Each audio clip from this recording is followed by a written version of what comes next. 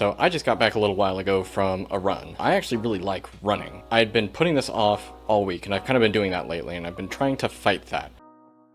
Because even though I enjoy running and jogging, I have been putting it off. So why is it even when we enjoy some things, we tend to put them off? It's because in this case, running is still kind of work. Today I'm going to show you a couple things to help eliminate your procrastination, because procrastination is really what's keeping us from achieving our greatest goals. Coming up.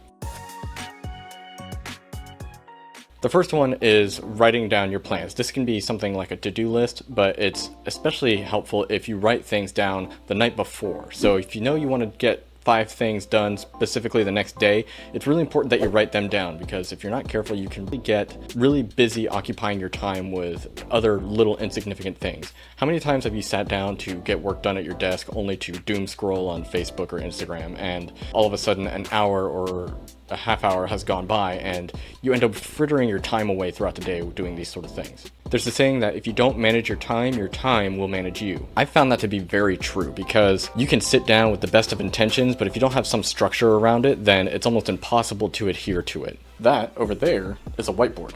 That's like 4 foot wide. I got that one for the kids to color on because they kept messing with this one. But this is where I write down a lot of my ideas.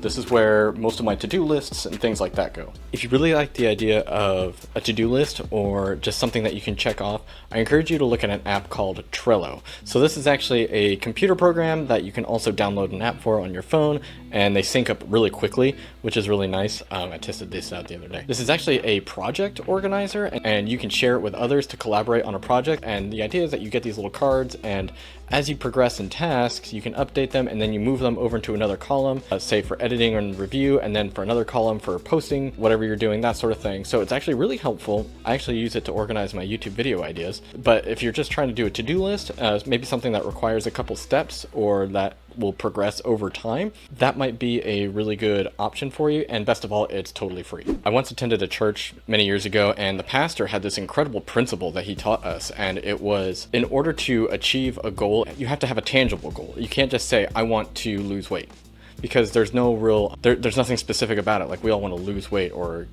build muscle or go to bed earlier sort of thing. There's no metric for which to measure success.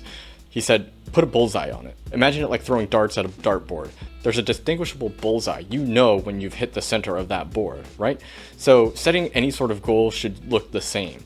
What is the conditions for victory? What are the conditions for failure? Suddenly things go from, I want to lose weight, or I would like to lose 5 pounds by January. Okay, because by the time January rolls around, if you haven't lost 5 pounds, then you know for a fact whether you failed or if you have succeeded, depending on which one you do. Now just take this principle and apply it to everywhere in your life. Apply it anywhere. I want to be able to bench press 150 pounds by summer. There is a specific day that summer starts. So you know that if you want to get to that goal, you need to be able to hit the gym. And so this also transfers down to micro goals. Okay, how am I going to get to the point where I want to bench press 150 pounds by summer?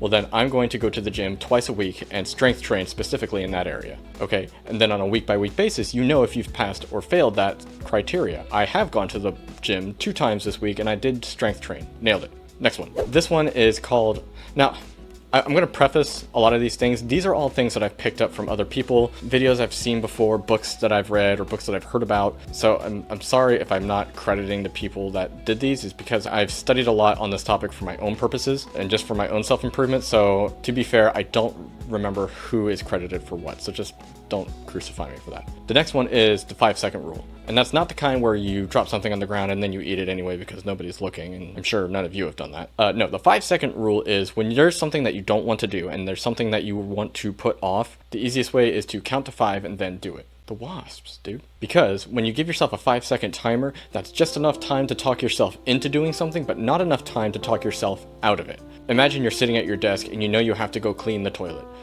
If you say, okay, in 5 seconds, I'm just going to get up and I'm just going to go do it, you've already made that determination in your head, and within 5 seconds, you're not going to be able to talk yourself out of it like, oh, I'll do it next time I get up. or something like that. No, I'm gonna get up, I'm gonna go clean the toilet, and it's gonna get done, and that way it's just gonna be done. This principle works really good, especially if you're struggling with the first part of this. Like if you've written all your stuff down, some of that stuff that you have written down isn't necessarily stuff you want to do. So when you're looking at your to-do list of say 5 things, you're gonna be able to look at it and say, okay, I gotta clean the toilet, clean the kitchen, I've gotta fold the laundry and all this stuff. You can just say, okay, before I drink my coffee in the morning, 5, 4, 3, 2, and then you just go. Before you have a chance to realize like, but the coffee's so nice and so warm and I'm so cozy and it's so cold out, you know, we'll make excuses for anything. And so it's important that once you stand up to do the thing, you just go do the thing. The next one, and you've probably heard of this one, this I know for sure is from a book. Yeah, I don't remember. This is called eating the toad, or like eating the frog. And it's the idea that if there is something in your day of the stuff that you have to do that you don't want to do, it's better to just do it and get it out of the way. Say there's something that you don't want to do on your to-do list, like say eating a frog. Instead of going the entire day waiting and kind of dreading to having to do that at some point throughout the day, as soon as you wake up and as soon as you're ready to start your day, just get that frog and gobble it up. Just take care of it, get it out of the way, because that'll have been the most painful, hardest thing you'll have to have done all day. Because once you've gotten that out of the way, everything else will progressively be easier. As opposed to getting all the little easy stuff taken care of and out of the way, you've gotten the hardest part of your day completed already and before your second cup of coffee. Oh, hey, you there. Don't forget to like and to subscribe. Last one, the check engine light. The idea is not to put stuff off. Okay, so imagine you're driving in your car and your check engine light comes on. Now, generally speaking, you're going to want to check the engine and make sure everything is okay. So the idea is as soon as a need arises, you're going to want to take care of it as soon as possible, because it's going to only end up getting worse. Think of it like the eating the frog thing. Imagine you now have a frog on your to-do list. Now imagine that frog is just going to get bigger and bigger and bigger every single day. You're going to want to eventually just eat it before you choke on it. You know what I mean? Like, you're going to want to take care of it and get it out of the way so it's out of your hair. So don't be scared of that thing on your list that is keeping you from accomplishing all the other things, but also fight the enemy of procrastination and distraction. Distraction is a huge thing. Let me leave you with this. Now, if you've been watching my videos for a while, you probably have figured out that I'm a born-again Christian. Okay, and I understand that that's not everybody's cup of tea, but I would encourage you to just hear me out here. Okay? Because in Christianity, we believe not only is there a God who created the heavens and the earth, but we also believe that there is an enemy trying to do the worst for us, just as there is the Lord who wants the best for us, okay? And so when you become saved, Satan can't take you from God. The thing is, once you're saved, okay? But the enemy, if he can't take you back, he will do everything within his power to distract you and divert you from seeking the Lord, from deepening your relationship with him, right? Like, not to get into a theological thing, but like, once you've accepted the Lord, it's done. Think of it like this. Imagine you're going to a dance, and salvation is just getting into the door of the building. Once you're in, right?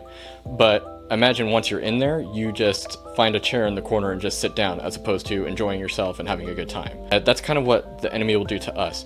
If we want to do great things in our life, whether it's spiritual or vocational or educational or things like that, there's a lot of things that we want to do, want to accomplish, a lot of things that are going to benefit other people, benefit ourselves and our families, and benefit the world. But the enemy, who's the destroyer, who prowls around like a lion seeking whom he may devour, is going to try to put things in our way, often innocuous things, to prevent us from doing the things that will improve our lives.